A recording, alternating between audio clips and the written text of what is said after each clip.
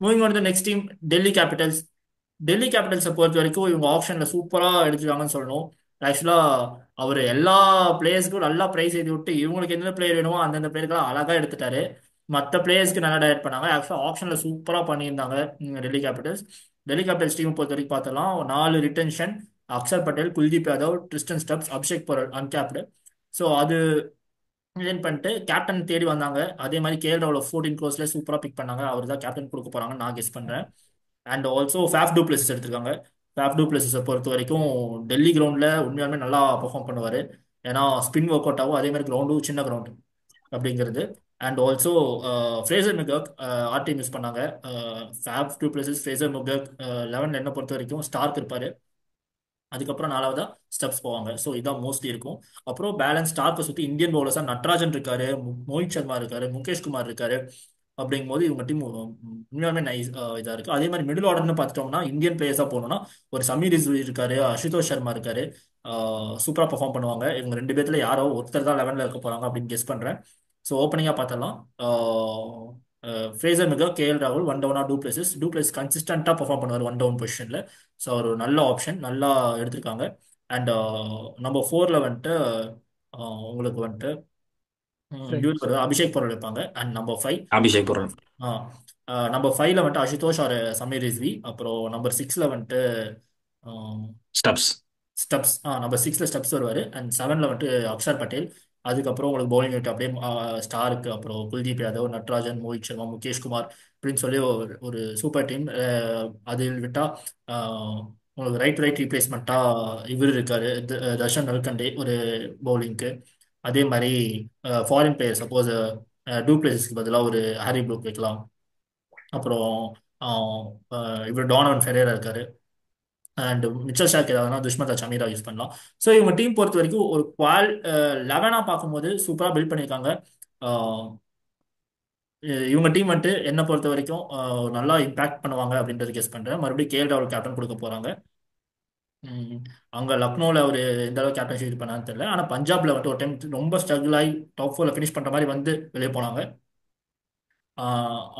அந்த டீம் என்ன இருந்ததோ அதே அடுத்த எல்லா இதுவுமே இந்த டீம்லயும் இருக்குது. ஸோ இவங்க வந்துட்டு இப்போ டெல்லி கிரவுண்ட்ல இருக்கும்போது இனிமேல் இம்பாக்ட்ஃபுல்லாக என்ன பொறுத்த வரைக்கும் டாப் 4ல ஃபினிஷ் பண்ணுவாங்க. மேபி ஃபைனல்ஸ் வரைக்கும் வர்றதுக்கே அதிக சான்ஸ் இருக்கக்கூடிய அளவுக்கு எல்லாமே அதிகமாக சான்சஸ் இருக்கு. ஸோ டெல்லி வந்து ஒரு நல்ல ஸ்குவாடா இந்த டைம் எடுத்திருக்காங்க. கூட வந்து ஹேமங் பதானி இருக்காரு, அது ஒரு ப்ளஸ். ஏன்னா ஹேமங் பதானி வந்து அவர் கோச்சிங்ல வந்து ஒரு நிறைய ஒரு வின்னிங்ஸ் பார்த்துருக்காரு. டிஎன்பிஎல்ல வந்து ஒரு ஃபோர் டைம்ஸ் வந்து சேப்பாக் சூப்பர் கிங்ஸ்க்கு ஒரு ட்ராஃபி வின் பண்ணி கொடுத்தா இருக்கட்டும். அப்புறம் SA20ல வந்து சன்ரைசர்ஸ் ஈஸ்டர்ன் கேப்புக்கு நல்லா பண்ணி கொடுத்துருக்காரு. தென் லங்கா பிரீமியர் லீக்ல வந்து ஜாஃப்னா கிங்ஸ் அங்க வந்து ஒரு நல்ல ஹெட் கோச்சிங் பண்ணி ஒரு வின் பண்ணி கொடுத்துருக்காரு. ஸோ ஒரு நல்ல ஹெட் கோச்சர்னே சொல்லலாம். இப்போ டக்குனு இப்போ ஒரு நார்மல் ஆடியன்ஸ் பார்க்குறவங்களுக்கு என்னன்னா ஹேமந்த் பதானி கோச்சா அப்படிங்கிற மாதிரி பார்ப்பாங்க. பட் ஆனால் அவர் அந்த அளவுக்கு இம்பாக்ட்ஃபுல் பண்ணியிருக்காரு கோச்சிங்கில். ஸோ அவரோட கோச்சிங் வந்து நல்லா இருக்கும். ஸோ டீம் வந்து நல்லா பில்ட் பண்ணியிருக்காங்க. எனக்கு தெரிஞ்சு கேஎல் ராகுலை வந்து இவங்க ட்ரஸ்ட் பண்ணி எடுத்திருக்காங்க. எனக்கு வந்து கேஎல் ராகுல் எடுத்திருக்காங்க கேப்டனா, அவர் தான் கேப்டன் போடுவாங்க. ஸோ எனக்கு தெரிஞ்சு நம்பர் 3ல வந்து எனக்கு தெரிஞ்சு இவர் வரலாம், யார் ஜேக் ஃப்ரேசர் மேக்கர் வரலாம். ஏன்னா அவரோட ஸ்டார்ட் ஆஃப் த கெரியர் வந்து பிக் பேஷ்ல வந்து அந்த 3-4 பொசிஷனில் ஸ்டார்ட் பண்ணார். அப்புறம் இப்போ ரீசெண்டாக நடந்த அந்த ஆஸ்திரேலியா இங்கிலாந்து சீரீஸ்லையும் நம்பர் 3ல தான் விளாண்டார். ஸோ ஒரு கேஎல் ஆர் ஃபேஃப் இவங்களை வந்து யாராவது நம்பர் 3 போட்டாங்கன்னா அவங்கள வந்து ஒரு பவர் பிளே யூட்டிலைஸ் பண்ணக்கூடிய பிளேயர். ஸோ நம்பர் 3 வந்து அந்த அளவுக்கு பண்ணுவாங்களான்னு தெரியல. ஸோ கேஎல் ஃபேஃப் ஒரு எக்ஸ்பீரியன்ஸான ஒரு ஓப்பனிங் காம்பினேஷன் போயிட்டு ஜேக் ஃப்ரேசர் ஒரு நம்பர் 3 வர வாய்ப்பு இருக்கு. ஏன்னா ஒரு start of the BBL career வந்து நம்பர் 3 நம்பர் 4ல தான் விளாண்டாரு, மெல்போர்ன் ரெடிகேட்ஸ்க்காக விளாண்டாரு. அதுக்கப்புறம் தான் வந்து அந்த துபாய் கேபிட்டல்ஸ்ல வந்து ஒரு ஓப்பனிங் கொண்டு வந்தாங்க. அப்புறம் டெல்லி கேபிட்டல்ஸ் வந்து ஒரு ஓப்பனிங் கொண்டு வந்தாங்க. ஏன்னா லாஸ்ட் இயர் வந்து உங்களுக்கு ஓப்பனர்ஸே கிடையாது. ஸோ ஒரு ஒரு என்ன சொல்ற ஃபயர் அட்டாக் கொடுக்கலாம், நீ இப்போ ஓப்பனிங்ல ஆடு அப்படின்னு சொல்லி ஜேக் ஃப்ரேசர் மேக்கோக்கு வந்து கொண்டு வந்தாங்க. ஸோ இந்த டைம் ஒரு நம்பர் 3 கொண்டு வரலாம், ஒரு மிடில் ஆர்டர்ல ஒரு அட்டாக்கிங் வேணும். 4ல வந்து உங்களுக்கு இந்த டைம் கருண் நாயர் எடுத்திருக்காங்க. ஆனால் 11ல ஃபிட் ஆவாரா அப்படிங்கிறது தெரியல. கருண் நாயர் வந்து ஒரு ரீசெண்ட் பெர்ஃபார்மன்ஸ் நல்லா பண்றாரு, கவுண்டியில இருக்கட்டும். அப்புறம் அந்த மகாராஷ்டிரா லீக்ல நல்லா பண்ணாரு, ஒரு நல்ல மேபி பெர்ஃபார்மன்ஸ் டாப் 3ல கொடுத்துருக்காரு. ஏதாவது ஒரு இதாச்சுன்னா மேபி அவர் இது பண்ணலாம். இல்லை ஃபோர்த் பொசிஷன்ல மேபி வைக்கணும்னு வைக்கலாம். ஒரு அபிஷேக் போரல் பதிலாக. ஏன்னா அபிஷேக் போரல் நல்லா பெர்ஃபார்ம் பண்ணிட்டு வராரு ரீசெண்ட் டைம்ஸ்ல. பட் லாஸ்ட் ஏதாவது இயர் இன்ஜுரி நல்லா ஏதாவது பண்ணாரு. இருந்துச்சுன்னா அவர் ட்ரை பண்ணுறதுக்கு ஸோ கொஞ்சம். 4ல வந்து அபிஷேக் போரல் வந்துருவார், லாஸ்ட் இயர் நல்லா பெர்ஃபார்ம் பண்ணியிருந்தாரு. 5ல வந்து ட்ரிஸ்டன் ஸ்டெப்ஸ் வந்துருவாரு. இப்போ ரீசெண்டாக நம்ம சவுத் ஆஃப்ரிக்கா இந்தியா மேட்ச் நடந்தப்போ அந்த செகண்ட் T20 வந்து அவர் ட்ரிஸ்டன் ஸ்டெப் அடிச்சு வின் பண்ணி கொடுப்பாரு. ஸோ எப்படின்னா அந்த ஆக்சுவலாக ட்ரிஸ்டன் ஏர்லி ஸ்டெப் விக்கெட்ஸ் விட்டாலுமே இம்பாக்டா கருண் நாயரை யூஸ் பண்ணலாம். ஏன்னா ஹர்ல விக்கெட் போச்சு அப்படின்னா, சப்போஸ் அபிஷேக் பவல் அந்த மாதிரி ஏதாவது ஒரு பிளேயர் வந்துட்டு டக்குன்னு அவுட் ஆயிட்டாங்க, நிறைய ஓவர்ஸ் இருக்குன்னா கருண் நாயரை உள்ள கூப்பிட்டு வந்து ஆட வைக்கிறதுக்கு நிறைய சான்சஸ் இருக்கு. ஸோ அதுதான் இப்போ என்னன்னா, ட்ரிஸ்டன் ஸ்டப்ஸ் வந்து இப்போ ரீசெண்டாக சவுத் ஆஃப்ரிக்காக்காக நல்லா பண்ணிட்டு வராரு. Tristan stuffs and Dewald Brevis இவங்க ரெண்டு பேரும் நான் அப்படியே ஒரே கிராஃப்ல போயிட்டு இருந்தாங்க. இதுல பாத்தீங்கன்னா ட்ரிஸ்டன் ஸ்டெப்ஸோட லெவல் வந்து ஒரு ஹையா போயிட்டு இருக்கு. டெவால் பிரேவிஸ் அந்த அளவுக்கு கிளிக் ஆகலையோ, அவர்கிட்ட அந்த கன்சிஸ்டன்சி எதிர்பார்க்கறாங்க. ஸோ அதனால அவர் அன்சோல்ட் ஆனார். மும்பைல தான் இவ்வளவு கேம்ப்ல இருந்திருந்தார் இது வரைக்கும். ஸோ இந்த டைம் வந்து அன்சோல்ட் ஆயிருக்காரு. ஏன்னா அவரோட கன்சிஸ்டன்சி வந்து கொஞ்சம் லோ ஆயிருக்கு. SA20லையுமே லாஸ்ட் இயர் வந்து நல்லா பெர்ஃபார்ம் கொடுக்கல. அதெல்லாம் நிறைய மேட்சஸ் விளையாடல, அந்த மும்பை கேப்டனுக்காக நிறைய மேட்சஸ் விளையாடல. அதுலயுமே ரயான் ரிக்குல்டன் அவர் ஒரு கன்சிஸ்டன்சி காமிச்சிருந்தார். ஸோ இவர் வந்து பாத்தீங்கன்னா இவர் நல்லா பண்ணிட்டு வராரு. ஸோ மிடில் ஆர்டர்ல இவர் வந்துருவாரு. தென் அசுதோஷ் லாஸ்ட் இயர் டக்குன்னு ஒரு புது பிளேயரை கொண்டு வந்தாங்க பஞ்சாப். யாரா அப்படின்னு பார்த்தா அசுதோஷ் சர்மா. அவர் நல்லா பெர்ஃபார்ம் பண்ணியிருந்தாரு. டக்குன்னு அந்த கிடைச்ச ஆப்பர்ச்சுனிட்டி நல்லா கிராப் பண்ணாரு, நல்லா பெர்ஃபார்மன்ஸ் கொடுத்திருந்தாரு. அடுத்து அக்சர் பட்டேல், அவர் நல்லா பெர்ஃபார்மன்ஸ் கொடுத்துட்டு வராரு, நம்ம எல்லாரும் தெரியும். பவுலிங்ல எப்பவுமே வந்து கண்டெய்னர் போட்டுருவாரு. தென் ஸ்டார்க், நட்ராஜன் பவர் பிளேலையும் அண்ட் டெத்லையும் சூப்பரா இழுத்து பிடிச்சி போட்டுருவாங்க, அதுல பிரச்சனையே கிடையாது. ஸ்டார்க்கை வந்து ஒரு 11 க்ரோஸ்ல எடுத்தாங்க, ஒரு நல்ல பிக். ஏன்னா லாஸ்ட் இயர் வந்து ஒரு ஹை பிரைஸ் போனதுனால ஓவர் பிரைஸ்டா இருக்குமோ, இந்த டைம் நல்லா பண்ணியிருக்காங்க. ஹாரி ப்ரூக்மே வந்து இங்கிலாந்துக்காக நல்லா பண்றாரு. மேபி அந்த ஒரு பிரேசர் மெக்கக் ஆர் ஃபேஃப் இவங்க யாராவது வந்து சொதப்பினால் ஹாரி ப்ரூக் வர வாய்ப்பு இருக்கலாம். ஸோ முகேஷ் குமாருக்கு வந்து ஒரு ஆர்டிஎம் போட்டு எடுத்தாங்க. தென் வந்து மோஹித் சர்மா இருக்காரு, ஒரு எக்ஸ்பீரியன்ஸான பவுலர். ஸோ ஓவராலாக ஒரு நல்ல யூனிட்டா இருக்காங்க. எனக்கு தெரிஞ்சு ஒரு டாப் 4 வந்துருவாங்க எனக்கு தெரிஞ்சு. ஏன்னா இந்த டைம் ஒரு டாப் 4 வர சான்சஸ் இருக்கும். ஏன்னா புது கோச் ஹேமங் பதானி அப்படிங்கிறவர் வந்து கொண்டு வருவாருன்னு நான் நம்புறேன். ஏன்னா அவர்கிட்ட அந்த அளவு இருக்கு, டீமும் நல்லா இருக்கு. இப்போ இந்த கேல்லாம் வந்து ஒரு மாதிரி என்ன சொல்றது, ஒரு மாதிரி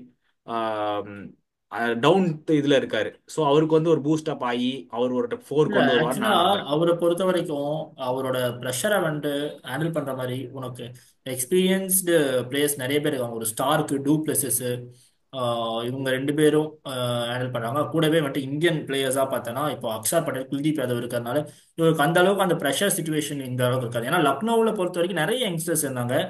நிக்லஸ் பூர்னே ஆக்சுவலா சொல்ல போனா அவர் டீமுக்குள்ள வரும்போது அவர் ஐபிஎல் பெருசா ப்ரூவன் பிளேயரா இல்லை. LSGக்கு வந்து தான் ப்ரூவ் பண்ணார் நல்லா அந்த பவர் ரேட்டிங் அடிச்சு. அப்படிங்கும்போது அவர் ஹேண்டில் பண்றது அதே மாதிரி மேனேஜ்மெண்ட்டுமே ஒரு மேட்டர்ஸ். அப்படிங்கும்போது மேனேஜ்மெண்ட், டீம், கோச்சிங் ஸ்டாஃப் எல்லாமே இப்போ அவங்க LSG பொறுத்த வரைக்கும் இவர் இருந்தப்போ கம்பீர் இருந்தார் ஒரு டைம் மென்டரா, அதுக்கப்புறம் அடுத்த டைம் ஆண்டி ஃபிளவர் வந்தாரு. ஸோ அதுலயுமே இவங்களுக்கு ஒரு நிறைய சேஞ்சஸ் இருந்துச்சு. இவருக்கு எப்படி அந்த அளவுக்கு டீம் மேனேஜ்மெண்ட் கூட இருந்திருக்குன்னு தெரியல. ஆனா டெல்லி கேபிட்டல்ஸை பொறுத்த வரைக்கும் இங்க இவர் நல்லா பெர்ஃபார்ம் பண்றதுக்கு அதிக சான்சஸ் இருக்கிற மாதிரி தான் தெரியுது.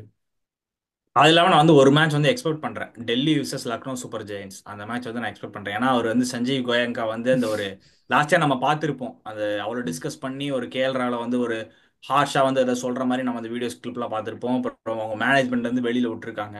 ஸோ அந்த மேட்ச் வந்து ஒரு டெஃபினட்டா ஒரு இன்ட்ரெஸ்டிங் மேட்சா அண்ட் இருக்கும். ஆல்சோ ரிஷப் பண்ணிட்டு இவர் ஜெர்சி மாத்திருக்காங்க. அப்படிங்கும்போது அந்த மேட்ச் இன்னுமே இன்ட்ரெஸ்டிங்காக தான் இருக்கும். யார் எப்படி ஆட போறாங்கன்றதை பொறுத்து. எனக்கு என்ன தோணுது அப்படின்னா, இவங்களோட டீம் செட்டப் வந்து எப்படி இருக்கும் அப்படின்னா, எனக்கு ஃபேஃப் டு பிளஸிஸ் வந்து அவர் இத்தனை வருஷமா அவர் ஓப்பனிங் தான் பண்ணிட்டு இருக்காரு. ஸோ அதனால ஃபேஃப் டு பிளஸிஸ் ஓப்பன் பண்ணுவாரு. அவர் கூட மேபி மெக்கர்க் அவங்க வந்து ஓப்பன் பண்ணலாம். நான் வந்து ஒன் டவுன் வந்து அபிஷேக் போரல் ஓப்பன் பண்ணுவாரு அப்படின்னு நான் நினைக்கிறேன். ஏன்னா KL ராகுல் வந்து மிடில் ஆர்டர் இருந்தாங்கன்னா அவங்களோட மிக்ஸ்டு டீமா இருக்கும். ஏன்னா இவங்க KL ராகுல் இது ஃபேஃப் டு பிளஸிஸ் அவங்க எல்லாம் மேல போயிட்டாங்கன்னா ஸோ அவங்களுக்கு கைடன்ஸுக்கு ஆள் இருக்காதோ அப்படின்னு எனக்கு தோணுது. அதனால அவங்க வந்து ஃபேஃப் டு பிளஸிஸும் அபிஷேக் போரல் அப்புறம் ஜேக் ஃப்ரேசர் மெக்கருக்கு வந்து அவங்க டாப் ஆர்டர்ஸ் ஆகும். எனக்கு KL ராகுல் வந்து மிடில் ஆர்டர்ல வருவாரோ அப்படின்னு தோணுது. அதுக்கப்புறம் இவங்களோட பவுலிங் யூனிட் வந்து நல்லாவே இருக்குது. ஏன்னா அக்சர் பட்டேல் எடுத்திருக்காங்க, குல்தீப் யாதவ் எடுத்திருக்காங்க, மிச்சல் ஸ்டார்க் இருக்கு, நட்ராஜன் இருக்குது, மோஹித் சர்மா இருக்குது, முகேஷ் குமார் இருக்குது, துஷ்மந்தா சமீரா இருக்குது. இவங்களுக்கு வந்து ஏதாவது ஒரு காம்பினேஷன்ஸ் அவங்களுக்கு செட் ஆகலைன்னாலும் அவங்களுக்கு அடுத்த மேட்ச்ல வந்து காம்பினேஷன்ஸ் மாத்துறதுக்கு ஏகப்பட்ட ஆப்ஷன்ஸும் இருக்குது. ஸோ அவங்களோட பவுலிங் யூனிட் ஆல்ரெடி ரொம்ப ஸ்ட்ராங்கா தான் இருக்குது. ஸோ என்னை பொறுத்தவரையிலும் இவங்க டாப் 4க்கு கண்டிப்பா வருவாங்க. Okay, moving on to the next team. Rajasthan Royals. Rajasthan ராயல்ஸை பொறுத்த வரைக்கும் ஆறுமே ரிட்டைன் பண்ணிட்டாங்க. ஆர்டிஎம் இல்லை, பட்ஜெட்டுமே ரொம்ப கம்மியா இருந்தது. அதனால இவங்களால வந்துட்டு இவங்களுக்கு பழைய பிளேயர்ஸ் யாரையுமே திருப்பி டீம்ல எடுத்துட்டு வர முடியல. ஒரு Butler, Chahal, Trent Boult, Ashwin, 4 பேர்த்தையுமே டீம்ல எடுத்துட்டு வர முடியல. அது இவங்களுக்கு பெரிய மைனஸா தான் இருக்குது என்னை பொறுத்த வரைக்கும். ஏன்னா இவங்க ஹார்டா போனாங்க.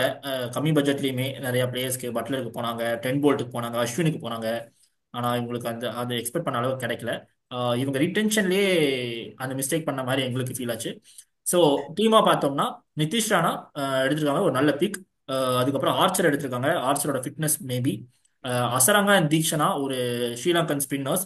ஆனா இவங்க ரெண்டு பேர்த்துல யாராவது ஒருத்தவங்களுக்கு ஏதாவதுன்னா ரீப்ளேஸ்மெண்டா குமார் கார்த்திகேயா இருக்காரு. எந்த அளவுக்கு இம்பாக்ட்ஃபுல்லா இருப்பாங்கன்னு தெரியல. அண்ட் ஃபாஸ்ட் பவுலிங்னு பார்த்துட்டோம்னா ஆர்ச்சர் விட்டா சந்தீப் சர்மா, இவங்க ரெண்டு பேர் தான் இப்போதைக்கு போடுற மாதிரி இருக்கு. துஷார் தேஷ்பாண்டே இருக்காரு, ஆகாஷ் மத்வால், ஆஹ் இந்த 4 ஃபாஸ்ட் பவுலர்ஸ். ஃபசல் அக்ஃபருக்கு ஒரு நல்ல ஆப்ஷன்.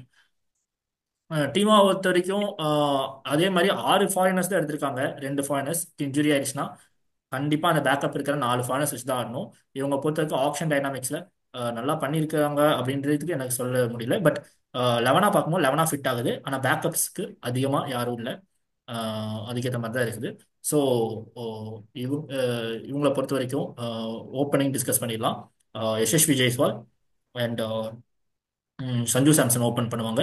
1 டவுனா நிதிஷ் ராணா வந்துருவாரு. 4ல வந்துட்டு ஒரு த்ருவ் ஜூரல் வருவார். அண்ட் 5ல வந்துட்டு ரியான் பராக், ஒரு 4 ரியான் பராக், 5 த்ருவ் ஜூரல், 6ல வந்துட்டு எட்மைர். இவங்க 3 பேரும் அந்த மிடிலோட ஸ்டார்ட் போறாங்க. அப்புறம் 7ல வந்துட்டு அசரங்கா, நல்ல டீமாக தான் இருக்கு. அண்ட் 8ல வந்துட்டு ஆர்ச்சர், 9ல தீக்ஷனா. ஸோ இந்த 4 ஃபாரினர்ஸ் தான் ஆட போறாங்க. அண்ட் 10 துஷார் தேஷ்பாண்டே, 11 வந்துட்டு ஆகாஷ் மத்வால், அண்ட் இம்பாக்டா சந்தீப் சர்மா. ஸோ இதுதான் இவங்க டீமா இருக்க போகுது. என்னை பொறுத்த வரைக்கும் இவங்க டீம் நல்லா தான் பில்ட் பண்ணியிருக்காங்க. ஆனால் ஒரு 6th 7th பொசிஷன்ல தான் இவங்க ஃபினிஷ் பண்ணுவாங்கன்றதுக்கு நான் கெஸ் பண்றேன். ஓகே, எனக்கு தெரிஞ்ச ஆர்ஆர் வந்து ஒரு நல்ல டீமா ஓரளவுக்கு எடுக்க அவங்களால அந்த 41 crores ஓரளவுக்கு பில்ட் பண்ணியிருக்காங்கன்னு சொல்லலாம். ஏன்னா ஒரு ஆர்ச்சர் மாதிரி எடுத்திருக்காங்க. ஆர்ச்சர் ரீசெண்டாக நல்லா பண்ணிட்டு வராரு. அப்புறம் மிடில் ஆர்டர்ல வந்து ஒரு நிதிஷ் ராணா எடுத்திருக்காரு. வனிண்டா அசரங்கா, தீக்ஷனா ஒரு நல்ல ஸ்பின்னர்ஸ் எடுத்துட்டு வந்திருக்காங்க. வனிண்டா அசரங்கா கேன் பேட் அப்படின்னு சொல்லலாம். ஸோ அப்புறம் வந்து ஆர்ச்சருக்கு ஒரு பேக்கப்பாக ஃபசலாக் பொறுக்கி அந்த நியூ பால் ஸ்பெல்லாம் நல்லா போடுறாரு. ஸோ இப்போ நடந்து முடிஞ்ச அந்த T20 வேர்ல்டு கப்போட ஹையஸ்ட் விக்கெட் டேக்கருங்கிறது வந்து ஃபசலாக் பொறுக்கி தான். ஸோ அந்த அளவுக்கு ஒரு இம்ப்ரூவ் ஆயிருக்காரு. ஸோ ஆனால் அந்த நீ சொன்ன மாதிரி ஒரு 6 ஃபாரினர்ஸ் தான் எடுத்திருக்காங்க. ஒரு பேக்கப் ஃபாரினர்ஸ் யாராவது எடுத்திருக்கலாம் மேபி. ஆனால் வச்சிருக்கிறது 41 crores கொஞ்சம் கஷ்டப்பட்டாங்க. ஸோ எனக்கு தெரிஞ்சு இந்த டீம் வந்து ஒரு டாப் 4 வர மாட்டாங்க. ஸோ டாப் ஆர்டரில் நீ சொன்ன மாதிரி தான் பெருசாக எந்த சேஞ்சஸும் இருக்காது. ஸோ இதுதான் மேபி ஆகாஷ் மத்வால், துஷார் தேஷ்பாண்டே இவங்கலாம் வந்து ஒரு இம்பாக்ட் கிரியேட் பண்ணுவாங்க. ஆகாஷ் மத்வால் வந்து மும்பைக்கு நல்லா பண்ணியிருக்காரு. அதே மாதிரி சென்னை சூப்பர் கிங்ஸ்க்கு வந்து துஷார் தேஷ்பாண்டே நல்லா பண்ணியிருக்காரு. அவரோட 2023 சீசனோட 2024 நல்லா பண்ணியிருக்காரு. ஸோ எனக்கு தெரிஞ்சு இவங்க டாப் 4 வரது கொஞ்சம் கஷ்டப்படுவாங்க. எனக்கு என்னன்னா ப்ரீமியர்ஸ்ல. இப்ப ரீசன்ட் சென்சேஷன் என்னது, வைபவ் சூரியவன்ஷி அவங்க எடுத்திருக்கிறாங்க. அதுக்கப்புறம் எனக்கு என்னன்னா இவங்க பவுலிங் யூனிட் வந்து ஆஹ், மும்பைல இருக்கிறது அப்படியே இங்க இருக்குதோன்னு தோணுது. ஏன்னா ஜோஃப்ரா ஆர்ச்சரோ மப்பாக்காலாம் போன சீசன்ல அவர் மப்பாக்கா பண்ணாரு. அதுக்கப்புறம் குமார் கார்த்திகேயா மும்பை பண்ணியிருக்கிறாங்க. ஸோ யூனிட் நல்லா தான் இருக்கு. ஃபசல் ஃபரூக்கிலாம் நல்லாவே பவுலிங் பண்ணியிருக்கிறாரு. அதுக்கப்புறம் பேட்டிங் காம்பினேஷன்ஸ் இவங்களுக்கு நல்லாவே இருக்குது. ஆனாலும் எனக்கு என்ன தோணுதுன்னா இவங்க டாப் 4 வரமாட்டாங்கன்னு தோணுது.